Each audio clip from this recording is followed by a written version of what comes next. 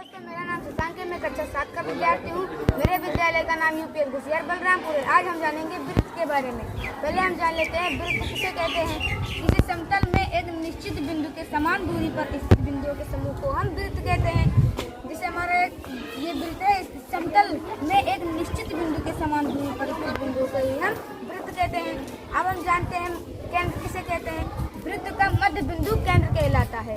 जिसे हमारा ये वृत्त है, इसका मध्य बिंदु ही केंद्र कहलाता है। अब हम जानते हैं परिधि किसे कहते हैं। वृत्त की बाहरी परिमाप को हम परिधि कहते हैं।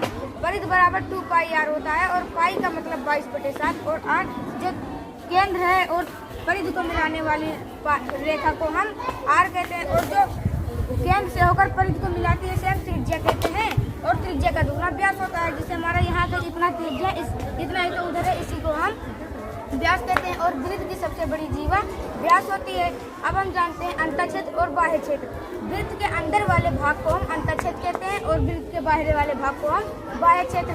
हमारे अंतःक्षेत्र में कुछ बिंदु हैं जिन्हें हम जान लेते हैं, जैसे ए है, बी है, ई है और सी है। और हमारे ये अंतःक्षेत्र में है। और हम देख लेते हैं बाह्य क्षेत्र में क्या है, जैसे एफ, डी और जी है। हमारे बाह्य क्षेत्र में एफ, डी, जी है। अब हम और बाह्य क्षेत्र कहते हैं।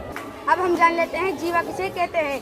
वृत्त की वह रेखा जो वृत्त केंद्र से होकर न गुजरे उसे हम जीवा कहते हैं। जैसे हमारा ये वृत्त है जो वृत्त के केंद्र से होकर न गुजरे उसे हम जीवा कहते हैं। जैसे ये हमारी रेखा इसे हम जीवा कहते हैं। वह यहाँ से भी बन सकता है, यहाँ से और यहाँ से। चाप किसे कहते हैं। वृत्त का कोई एक भाग चाप कहलाता है। जैसे हमारा ये वृत्त है, इसे हम इसको कर लिए, हमारा एक भाग चाप कहलाता है। छोटे वाले भाग को हम लघु चाप कहते हैं और बड़े वाले भाग को दीर्घ चाप। अब हम जानेंगे वृत्तखंड किसे कहते हैं।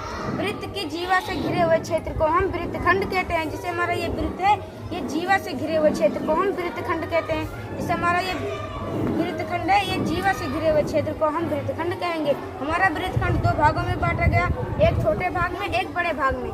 छोटे वाले भाग को हम लघु वृत्तखंड कहेंगे और बड़े वाले को दीर्घ वृत्तखंड कहेंगे। अब हम जानेंगे त्रिज्यखंड किसे कहते हैं।